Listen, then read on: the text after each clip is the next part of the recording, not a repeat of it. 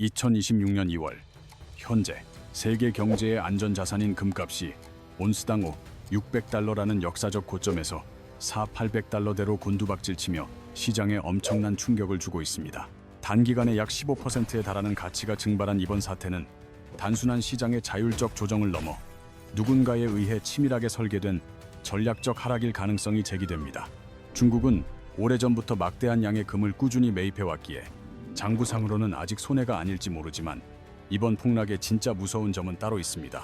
만약 이 모든 상황이 미국이 중국을 무너뜨리기 위해 지난 10년 동안 정밀하게 준비해온 경제적 포위망의 완성 단계라면 여러분은 믿으시겠습니까?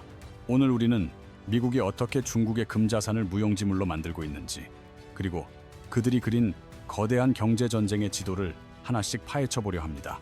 지금의 금값 폭락은 단순한 가격 변동이 아니라 중국의 자금이 안전자산으로 도피하는 것을 막기 위해 미국이 터뜨린 고도의 전략적 테스트입니다. 이 거대한 전쟁의 시작을 이해하기 위해 우리는 트럼프 행정부 1기였던 2017년부터 2021년 사이의 무역전쟁 시기로 거슬러 올라가야 합니다. 당시 세상을 떠들썩하게 했던 관세 폭탄과 무역전쟁은 단순한 기싸움이 아니라 중국 경제의 급소가 어디인지 파악하기 위한 미국의 정밀 정찰 단계였습니다.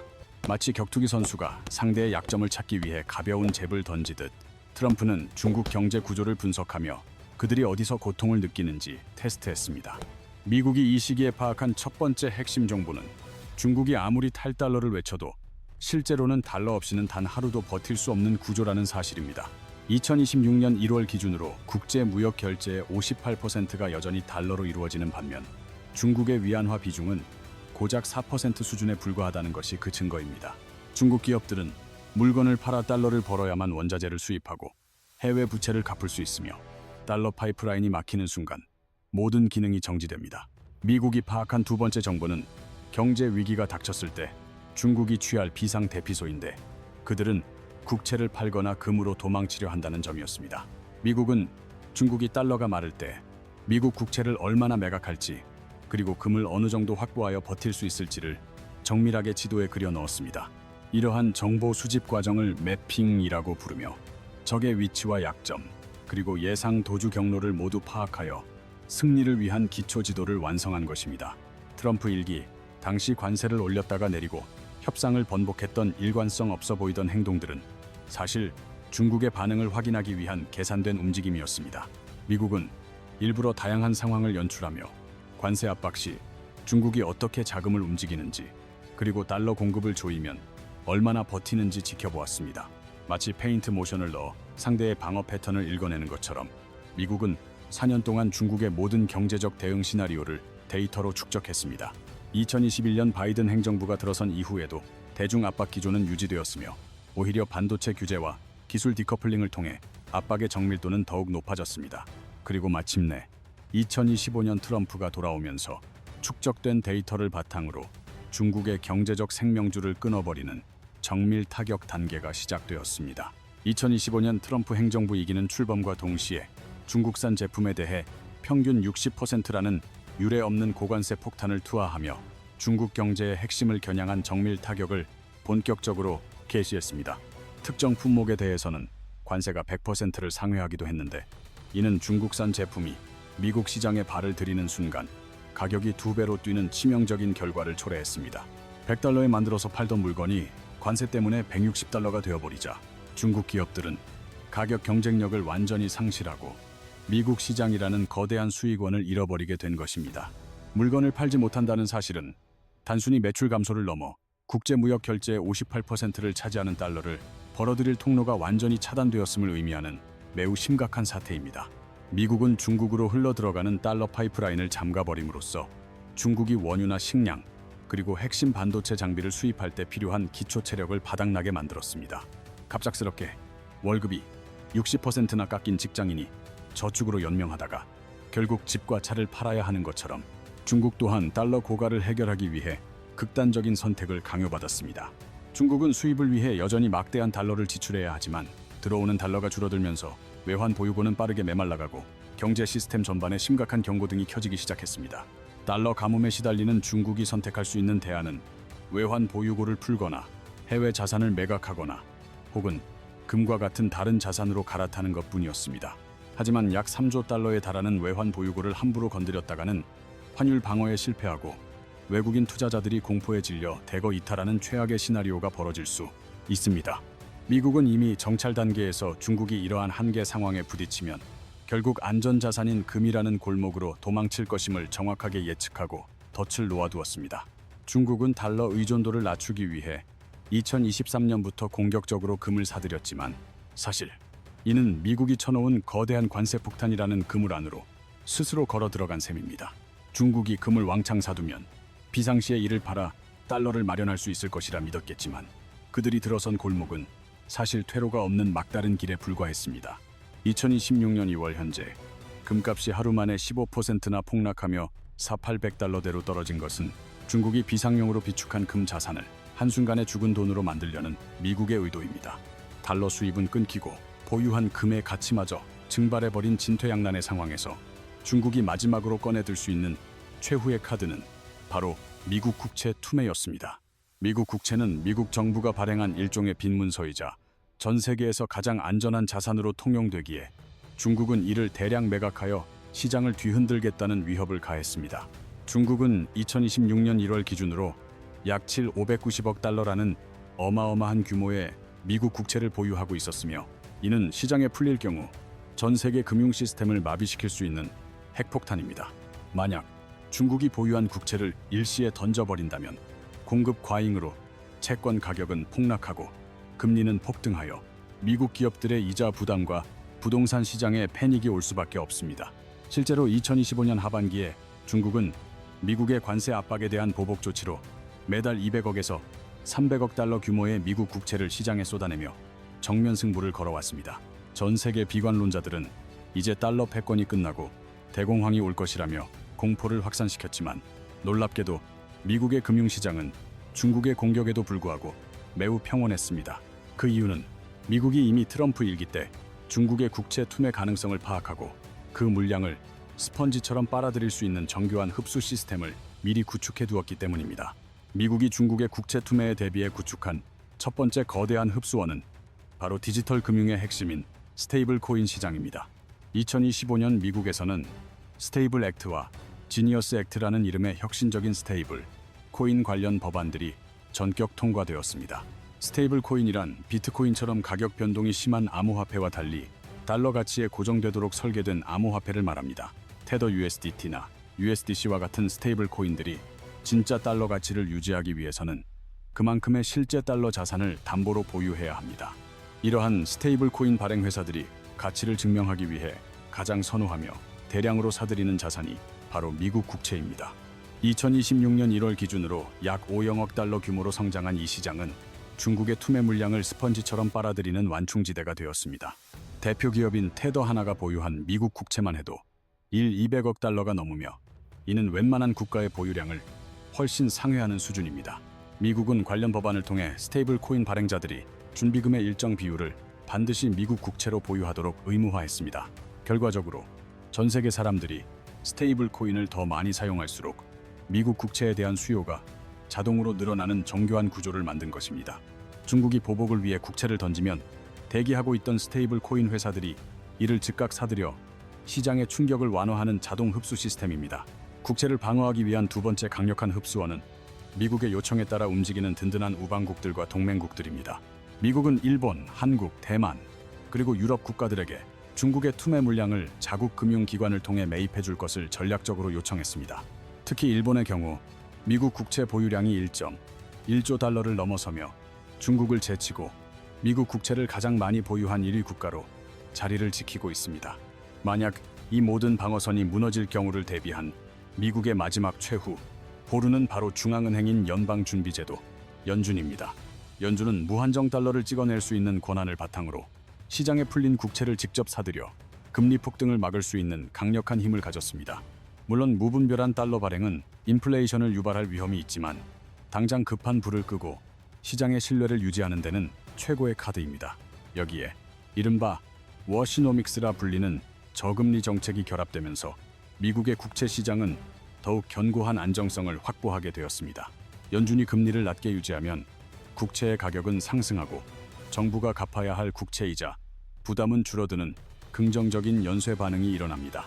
약달러와 저금리라는 공식은 중국의 공격으로부터 미국 국채 시장을 안정화하고 연착륙을 유도하는 핵심 전략으로 작용했습니다.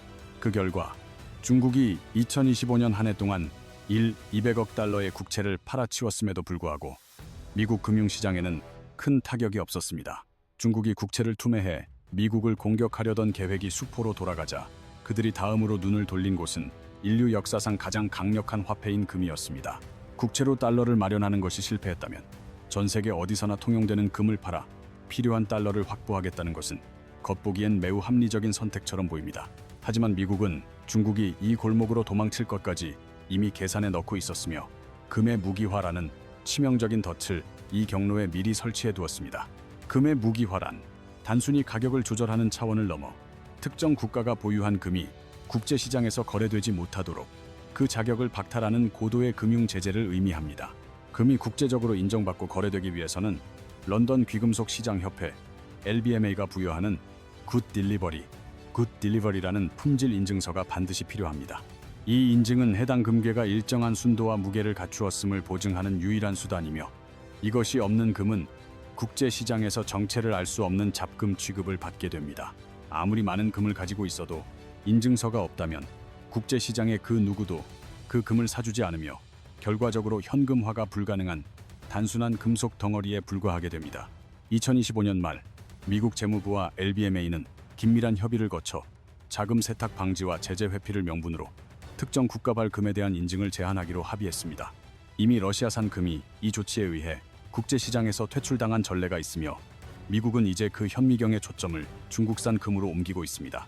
2026년 1월부터 시행된 정년소 투명성 로드맵은 중국이 보유한 금의 출처와 유통 경로를 낱낱이 파헤쳐 국제 표준에서 제외할 명분을 축적하는 과정입니다. 만약 LBMA 인증이 취소된다면 중국이 보유한 수천 톤의 금 실물은 그대로 남겠지만 그것을 달러로 바꿀 수 있는 유동성은 순식간에 사라지게 됩니다. 국제시장에서 제값을 받지 못하는 이른바 C급 잡금이 되어버린 중국의 금은 경제 위기 상황에서 아무런 힘을 쓰지 못하는 죽은 자산이 될 수밖에 없습니다. 미국은 트럼프 일기 때 이미 이러한 조치를 실행할 수 있는 법적 근거를 마련해 두었으며 이제는 대통령의 서명 하나만으로 중국의 금을 묶어버릴 수 있는 구조를 완성했습니다.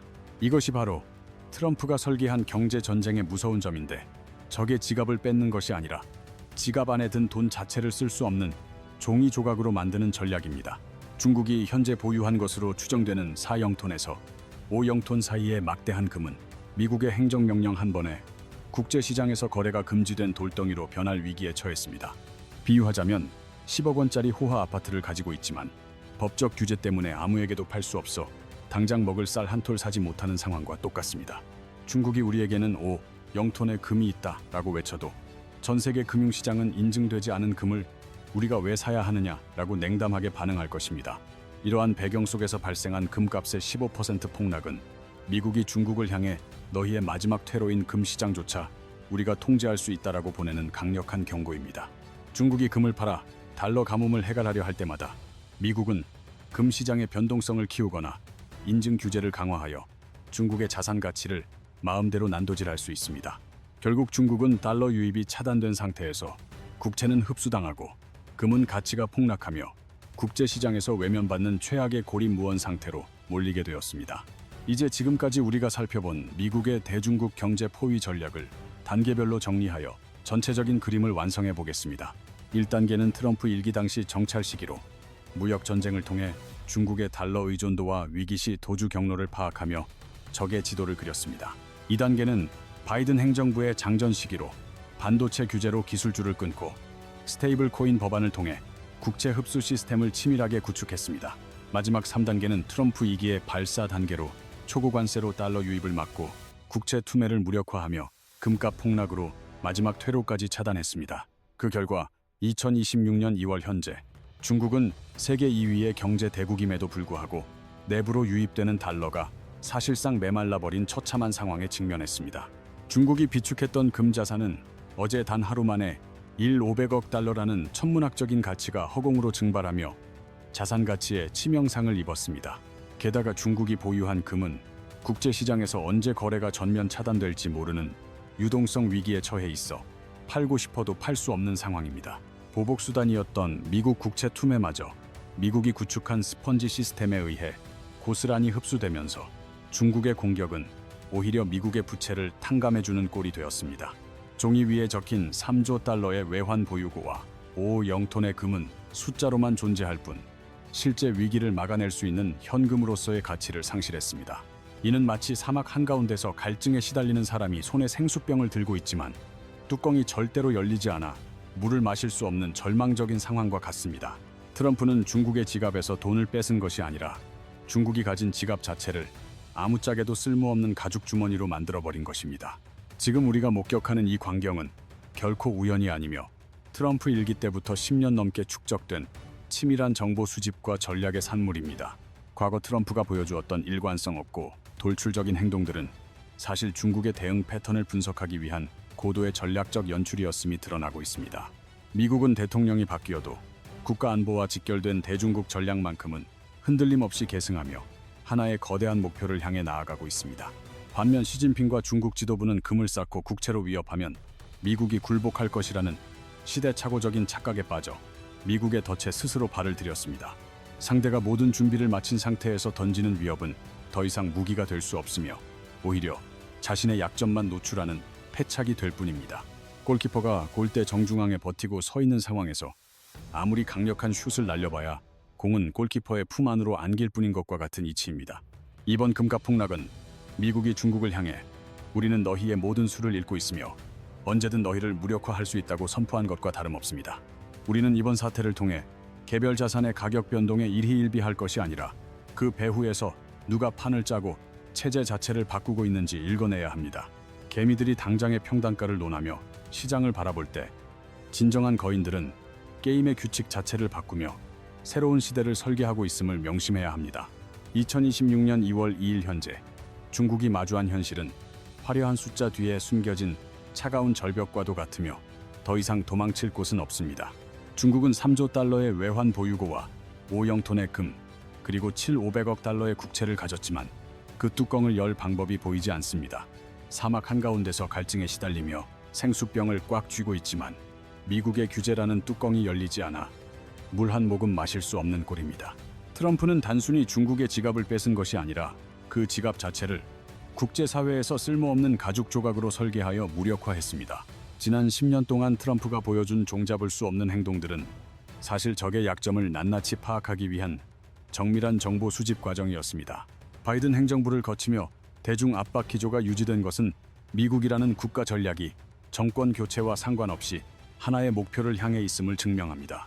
시진핑 주석은 금을 쌓고 국채 투매로 위협하면 미국이 굴복할 것이라 믿었지만 그것은 철저하게 준비된 상대 앞에서 부린 치기 어린 착각이었습니다.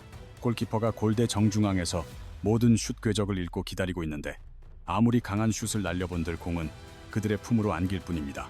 어제의 금값 폭락은 미국이 우리는 너희의 자산 가치를 언제든 휴지 조각으로 만들 수 있다고 선언한 것과 다름없는 강력한 한 수였습니다. 개미들이 당장의 평단가와 수익률에 일희일비할 때 거인들은 체제 자체를 바꾸고 게임의 규칙을 새롭게 정의하며 판을 흔듭니다. 금이 떨어지거나 국채가 출렁이는 현상만 보지 말고 그 뒤에서 누가 왜 이 거대한 체스판을 움직이는지 그 의도를 읽어내야 합니다. 세상이 돌아가는 큰 흐름을 이해하는 사람만이 위기의 파도 속에서 침몰하지 않고 새로운 기회의 섬을 찾아낼 수 있는 법입니다. 단순한 시장의 변동으로 보였던 15%의 금값 폭락은 사실 거대한 체스판 위에서 승부를 결정짓는 결정적인 외통수와도 같습니다. 거대한 경제 전쟁의 폭풍 속에서 여러분의 자산을 지키기 위해서는 보이지 않는 손이 그리는 전체 지도를 볼 수 있는 눈이 필요합니다. 오늘의 분석이 여러분이 세계 경제라는 거대한 파도를 이해하고 미래를 설계하는 데 작은 이정표가 되었기를 진심으로 바랍니다. 중국의 달러 파이프라인이 막히고 금 자산이 고립되는 과정은 이미 10년 전부터 계획된 시나리오의 완성 단계임을 잊지 마십시오. 미국이 구축한 스테이블 코인과 동맹국들의 국채 흡수 시스템은 중국의 그 어떤 경제적 반격도 무력화할 만큼 견고하게 작동하고 있습니다. 이제 중국에게 남은 카드는 거의 없으며 그들이 쌓아 올린 거대한 부는 미국의 전략적 선택에 따라 그 운명이 결정될 처지에 놓였습니다. 오늘 영상이 유익했다면 좋아요와 구독을 통해 더 깊이 있는 경제의 진실을 마주하시길 바라며 여러분의 소중한 의견도 댓글로 남겨주세요. 보통의 경제학은 언제나 복잡한 지표 너머의 진실을 가장 명쾌하고 날카로운 시각으로 전달해 드릴 것을 약속하며 이만 마치겠습니다.